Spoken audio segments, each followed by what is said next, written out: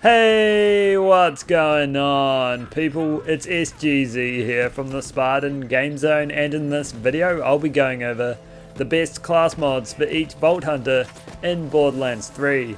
Class mods are the key to every good build, and I'll be explaining what each one does, what builds they're best suited to, and of course let you know who drops them so you can get your very own. Skills are also an important thing when it comes to class mods, so I'll be telling you which ones are best for each mod.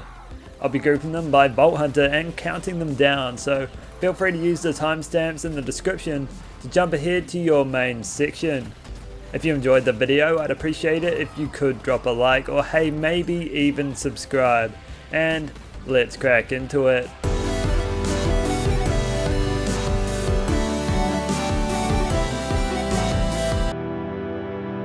We'll start with Moze, who certainly has the widest range of mods to pick from. The first one being Bloodletter, the perfect choice if you're looking for some more survivability. It has an increased chance to drop from the final boss of the Gradient of the Dawn trial. And if you're wondering how to unlock that area, just head around here in Devil's Razor.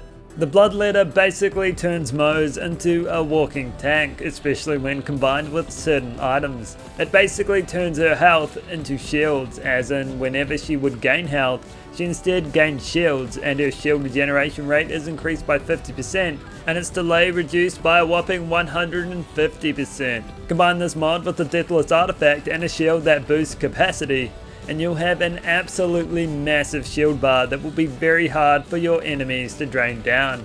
You can get Thin Red Line, Phalanx Doctrine and Desperate Measures on it, with Thin Red Line and Phalanx Doctrine giving the gun damage bonuses. As I said before, it doesn't give Moze as much DPS as her other mods, but it definitely rides high on the survivability count, and you can get good damage out of it too. Now for Flare, Moze's go-to action skill mod to buff up that action skill damage. It's exclusive to DLC 4 and has an increased chance to drop from Evil Mordecai. You fight around here in Castle Crimson. The Flare grants up to 100% damage to Moze while Iron Bear is active, and decreases as it expends fuel. If you want to buff up Iron Bear's damage, or yours and Iron Cub's at the same time, then this mod is the perfect choice. It comes with points in either Cloud of Steel, Stainless Steel Bear, or Means of Destruction. The best one here is of course Stainless Steel Bear, particularly for Iron Bear or Cub builds, although it can only roll with a max of 3 instead of 5, which it really should be. The other 2 points don't matter too much here. It's a great mod if you want to blow away everyone and everything in the comforts of Iron Bear, or run and gun alongside your deadly Iron Cub. Either way, your action skills will see a big increase to their damage output while you have this mod equipped. Minesweeper is another great mod for Moze, centered around splash damage builds, but allowing non-splash damage weapons to take advantage of her skills. It has an increased chance to drop from Archer Row, who you fight around here in the Meridian Metroplex, but only after you complete the Dynasty Diner quest, which is given to you by Lorelei. You can find hanging out around here. Minesweeper grants Moze a 25% chance for her critical hits to drop micro grenades, practically turning any gun into a splash damage weapon. It can come with redistribution, which you'll definitely want on this mod, and it can also come with Fire in the Skag Den and Torg cross promotion, which won't make or break a god roll whatever ones you get there.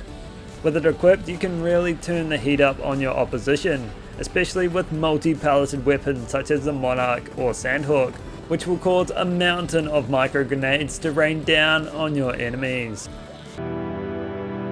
The number 1 mod for Moze, and it's the Blastmaster, her peak all-purpose splash damage mod for use with splash damage weapons. It can be obtained the fastest by farming King Nashor during the Raiders of the Lost Rock quest. It can be found right around here in the Ambermire, and you can start the quest by going here in Floodmoor Basin. The Blastmaster grants Moze bonus splash damage the longer she goes without reloading, up to 100%, and you get the full bonus after 60 seconds of not reloading.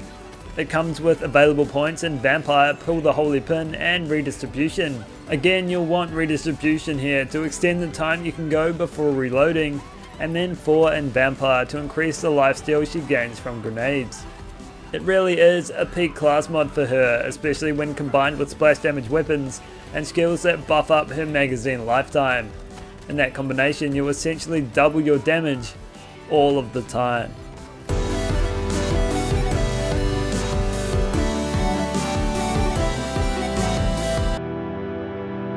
Now onto Zane, and there's really only 2 mods to talk about here, so that's what I'm going to do, although they both work in much the same way.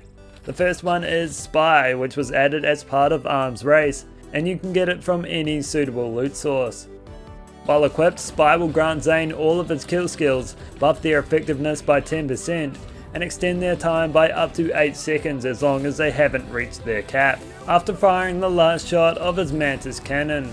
It comes with 5 available points and some pretty handy skills, including Headsman's Hands, Commitment, and a possible one in Owlman Flint. Anything you get on it will be good, but the one in Owlman Flint is definitely the go. This mod is pretty much just a slightly worse Seeing Dead, which I'll go over next. Just spam that cannon and you'll get all your kill skills, keep spamming and they'll always be active. That's it, easy, although getting one isn't, and may take you a little while. Against Seeing Dead, it also lacks when you go down, as you can't activate your cannon then, and you will lose a mountain of DPS, but when you're up and active, it's certainly still viable, and definitely gives Seeing Dead a run for its money. Speaking of Seeing Dead, as much as I've buffed his other class mods, and even after its nerf, Seeing Dead is still Zane's best mod. It is exclusive to DLC 1, and has an increased chance to drop from Jackbot, who you fight in the VIP tower. It enables Zane to activate his kill skills simply by shooting things, and they can be procced even easier on multi-palleted weapons. To add to that, like the Spy, it also makes every one of them 10% more effective. Extra points in Violent Violence, Playing Dirty, and Donnybrook can be rolled on it, with Donnybrook serving as the best skill. There really is nothing you need to do to have this mod performing at its best. Just play the game as you normally would, and notice how much better Zane is. That's what it felt like when it first came out, and it still feels like that now. As mentioned earlier, its effectiveness can be enhanced through multi-palleted weapons as you'll proc kill skills faster, but however way you play it, you'll see an immediate impact once it's equipped. It has been a must-have class mod for Zane for the longest time, and still keeps that status even with its latest competition.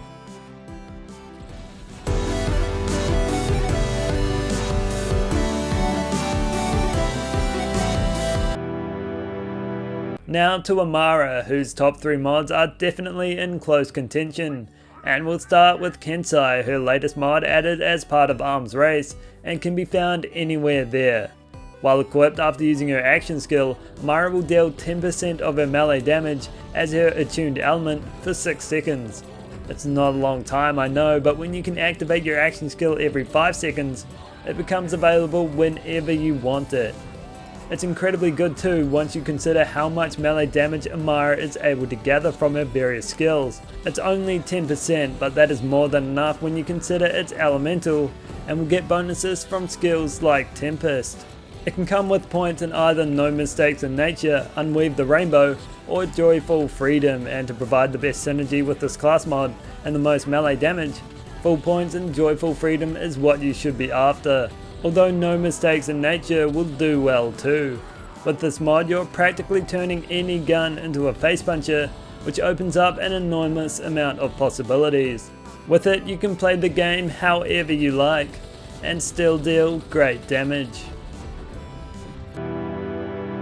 Now for her second best mod and her best all-purpose comp, Berserker, which is another one dropped from a trial boss, this time Hag of Favor, during the trial of the same name, and you can unlock that by heading here in Jacob's Estate. Berserker adds extra bonuses to Amara relative to how many rush stacks she has. Rather than providing the usual bonuses to action skill damage, status effect chance, and reload speed, this mod improves her gun damage by 2% and her action skill cooldown rate by 1% per each stack.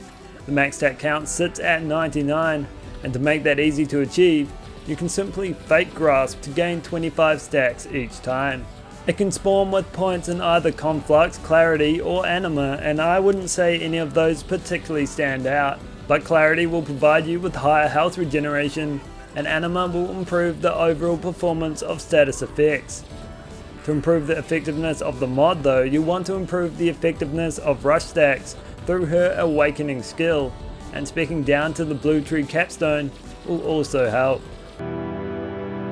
Amara's best mod comes from her best build, and it's the Moze, which was introduced as part of DLC 4 and can be obtained the fastest by farming Evil Lilith you fight around here in Castle Crimson.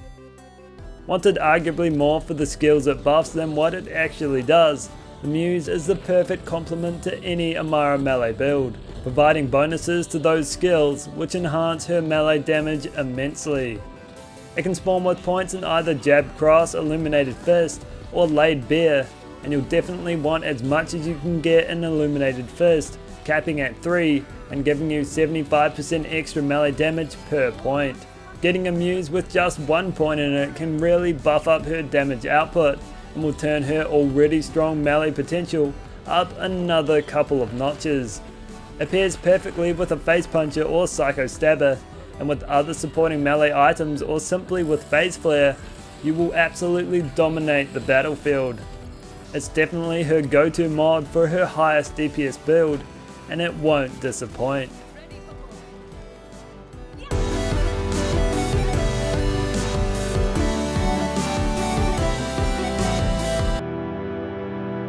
Now to Flak, and we open with Red Fang, a pet/support mod, which has an increased chance to drop from Tyrant of Instinct you fight during the trial of the same name, which you can find around here in Floodmoor Basin. The Red Fang comes with possible extra points in He Bites, Ferocity or Eager to Impress. The best one here is He Bites to up our frenzy stacks and to return damage to our enemies, as the build this mod is made for puts our pet at the forefront. That's because when using it correctly, the attention will be placed on them.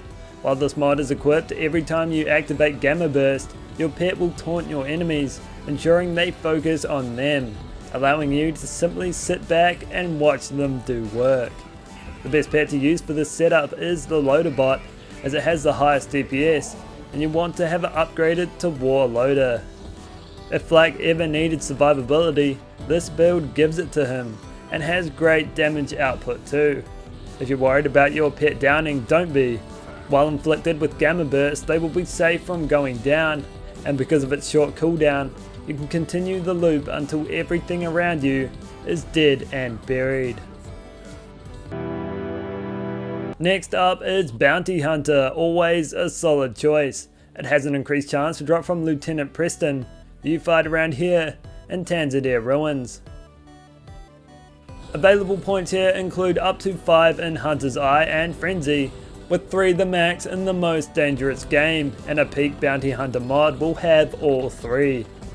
It works in much the same way as Zane's Seeing Dead class mod, in the way that Flak can be granted his hunt kill skills just by dealing damage, but it also goes a step further by having bosses be treated as both robotic, beast and human for the purpose of those skills. Each shot has a 3% chance to apply a kill skill, and just like on Zane, multi-palleted weapons will proc them more often. It's a great well-rounded class mod that can have Flak performing at its peak without needing to kill numerous people. Because bosses are treated as all enemy types, they are applied multiple debuffs instead of the one, making it well suited there, and you just can't go wrong with this mod. Stackbot is Flak's go-to fadeaway damage comp for his go-to build. It has an increased chance to drop from Jackpot, who again you fight at the VIP tower in DLC 1, although Freddy the Trader is generally quicker, or you can even farm Scraptrap's Nest. It's a mod that encourages landing criticals, giving Flak a 5% increase to their weapon damage whenever you land one. It stacks up to 99 times I'm told, with a damage ceiling of a whopping 495%. When fully stacked, this mod provides Flak with insane DPS, and will turn pretty much every weapon into an absolute monster while Fadeaway is active.